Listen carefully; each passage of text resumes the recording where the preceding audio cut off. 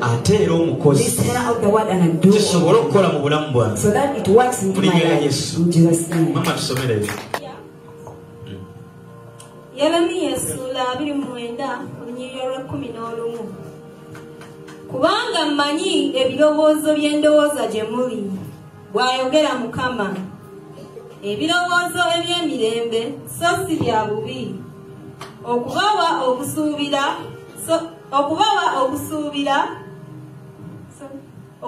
okusuubira enkomerero yammwe ey'oluvannyuma.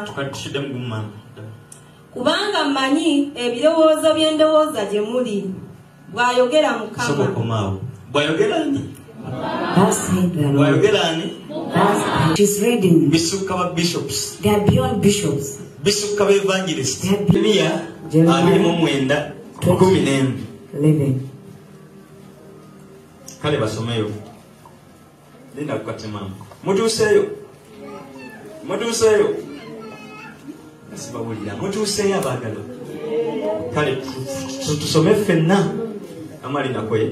Tusome ffenna buli otuseyo. Tegere ndi n'otuseyo. Twaga tukule mabega. Kale tugende. Yeremiya 29:11. 1, 2, 3 we go. Wayogera ani? Mukama. Agenda kubanga nkola ki? Ebirowoozo by'ennajja by'okola ki?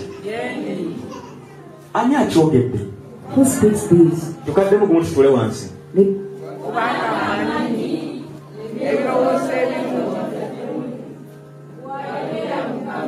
Weeyongereyo.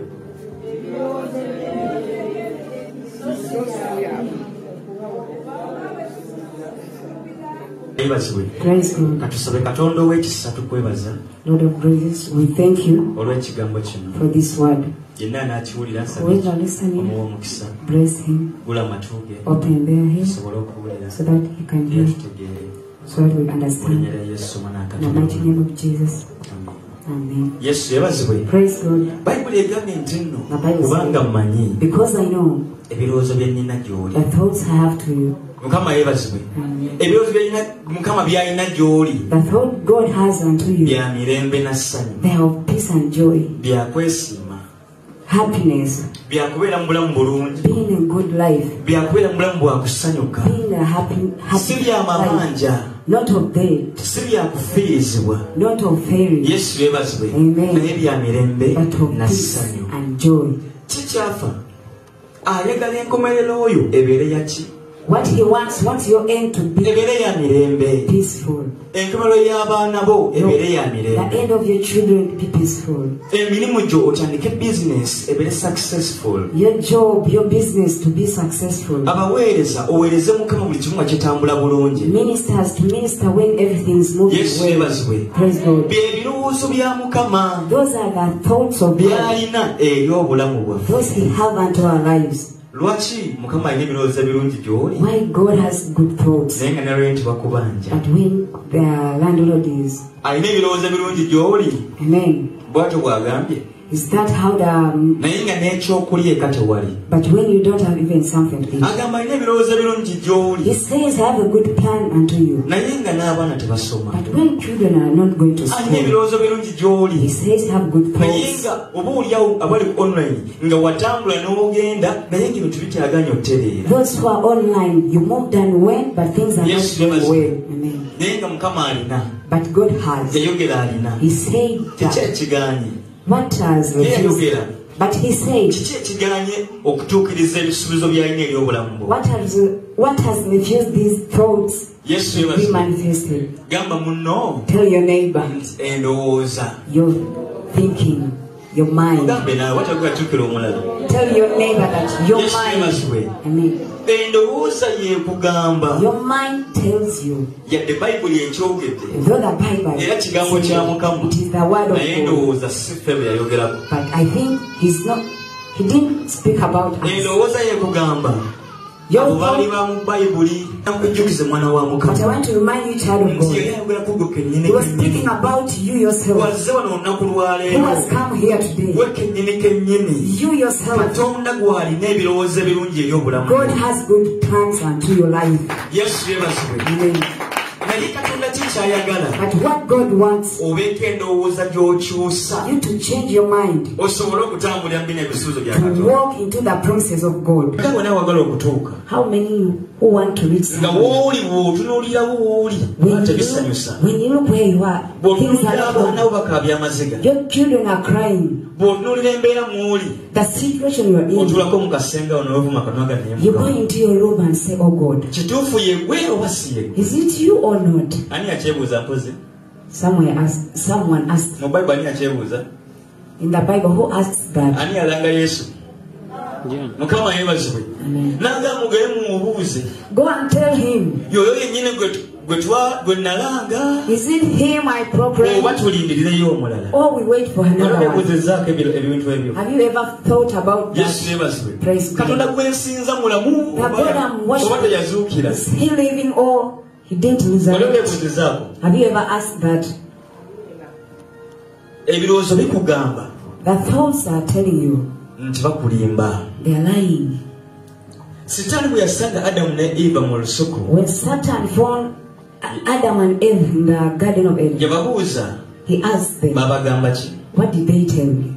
That middle tree you don't want? You don't eat. He changed their mindset until they disobeyed God. They changed the plan of God unto them.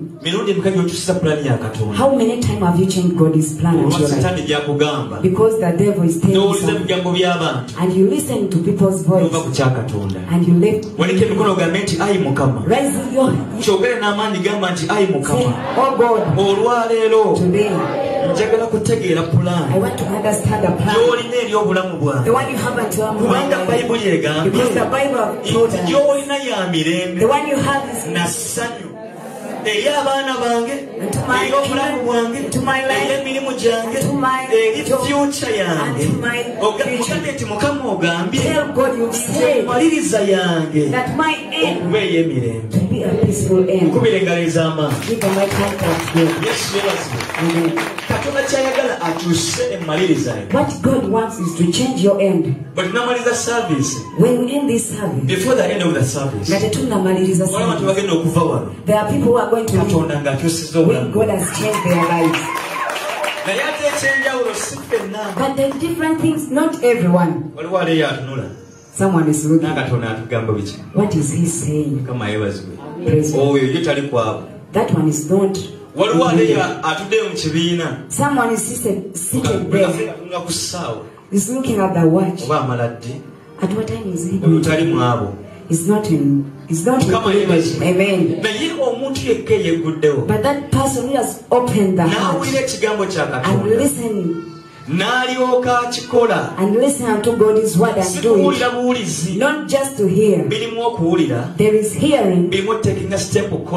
There is taking step, doing it, and believing. Amen.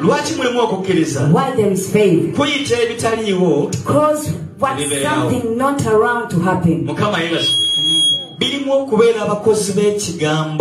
They are being doing the word of God, but not listeners. Say, oh God, today help me to be the listener of the word and a doer, so that it works into my life. In Jesus' name. Yeremiya sura 29 olunyiriri olw'11. Kubanga mmanyi ebirowoozo by'endowooza gye muli, bw'ayogera Mukama, ebirowoozo eby'emirembe so si bya bubi, okubawa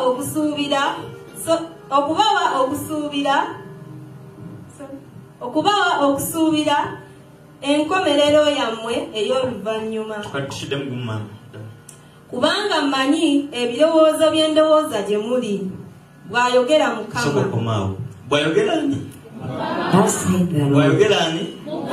She's reading. They are beyond bishops. They are beyond evangelists.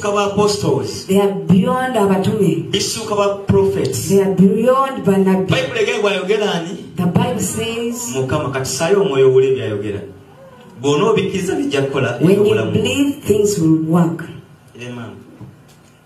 ebirowoozo eby'emirembe so si bya bubi okubawa okusuubira enkomerero yammwe ey'oluvannyuma.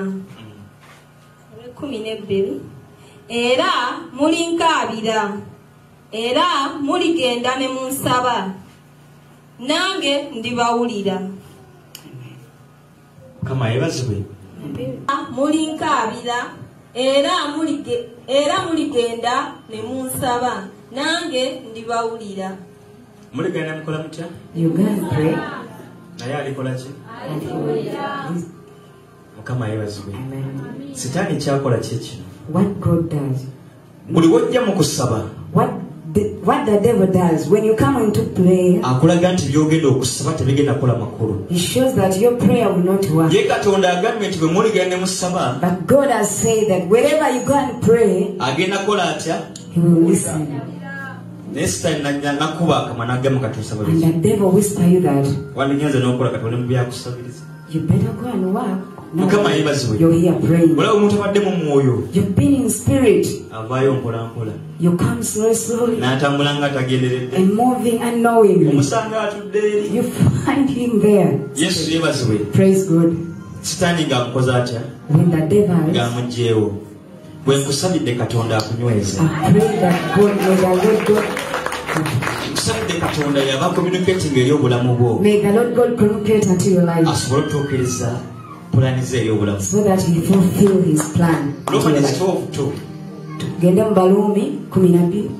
Abalumi 12 bw'otuukayo ngambeko nti naamina.